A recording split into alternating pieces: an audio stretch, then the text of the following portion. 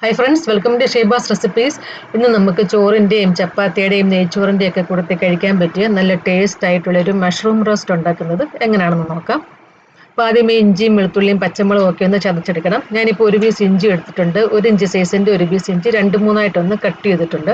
പിന്നെ മീഡിയം സൈസിനെക്കാട്ടി കുറച്ചുകൂടി വലിപ്പമുള്ള 6 വെളുത്തുള്ളി, അതുപോലെ 4 പച്ചമുളക്, കുറച്ച് മല്ലിയില. മല്ലിയില ഇഷ്ടമില്ലാത്തൊരു ഇടണമെന്നില്ല. ഒന്ന് ചതച്ചെടുക്കാം. അപ്പോൾ ഇതുപോലെ ഒന്ന് ചതച്ചിട്ടുണ്ട്. ഇനി ഇതെല്ലാം കൂടെ ഒന്ന് പൊടിക്കണം. 1 ടീസ്പൂൺ കുരുമുളക് എടുത്തിട്ടുണ്ട്, 1/2 ടീസ്പൂൺ പെരിഞ്ജീരകം, 1/2 ടീസ്പൂൺ ചെറിയ ജീരകം. ഇത് ഒന്ന് പൊടിച്ചിട്ടുണ്ട്. പാനിലോട്ട് കുറച്ച് വെളിച്ചെണ്ണ ഒഴിച്ചു കൊടുക്കാം.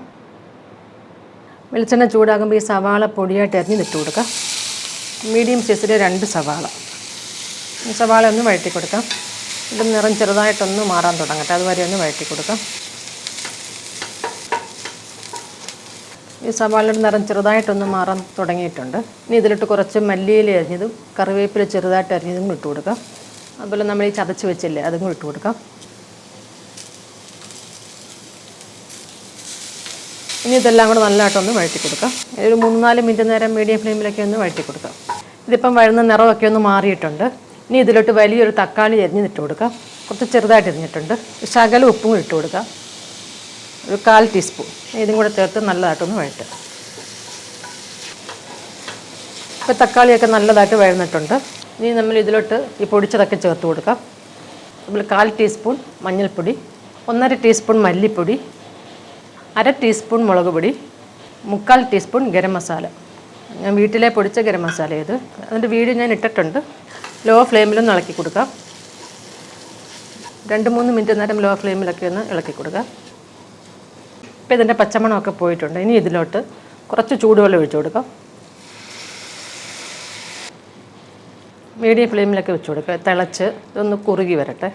1/2 കപ്പ് വെള്ളം ഒഴിച്ചു കൊടുക്കാം. ഇതിപ്പോൾ നല്ലതായിട്ടൊന്ന് തിളച്ചിട്ടുണ്ട്. ഇനി ഇതിലോട്ട് 1 ടീസ്പൂൺ സോയാ സോസ് ചേർത്ത് കൊടുക്കാം. നല്ലതായിട്ടൊന്ന് ഇളക്കി കൊടുക്കാം. ഉപ്പും കൂടെ ചേർത്ത് കൊടുക്കാം. ഒരു 1/2 ടീസ്പൂണും കൂടെ. നല്ലതായിട്ട് തിളച്ച് ഈ ഒരു രീതിയിലായിട്ടുണ്ട്. ഒരുപാട് അങ്ങ് വറ്റിക്കണ്ട. ഇനി ഇതിലോട്ട് ഈ മഷ്റൂം ചേർത്ത് കൊടുക്കാം. ഞാനിപ്പോൾ 200 ഗ്രാം മഷ്റൂം എടുത്തിട്ടുണ്ട്. നല്ലതായിട്ട് കഴുകി ഇതുപോലെ ചെറുതായിട്ടൊന്ന് കട്ട് ചെയ്തിട്ടുണ്ട്. 200 ഗ്രാമിൻ്റെ ഒരു പാക്കറ്റാണ് മേടിച്ചിരിക്കുന്നത്. അപ്പോൾ ഇതിട്ട് കൊടുക്കാം. നല്ലതായിട്ടൊന്ന് ഇളക്കി കൊടുക്കാം.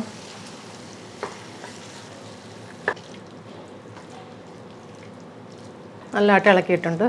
ഇനി ഇതൊന്ന് കൂട്ടി വെച്ചിട്ട് അടച്ചു വെച്ച് വേവിക്കാം. ലോ ഫ്ലെയിമിൽ വെച്ചിട്ട് വേവിക്കാം. ഇടയ്ക്കൊക്കെ ഒന്ന് ഇളക്കി ഇട്ട് കൊടുക്കണം.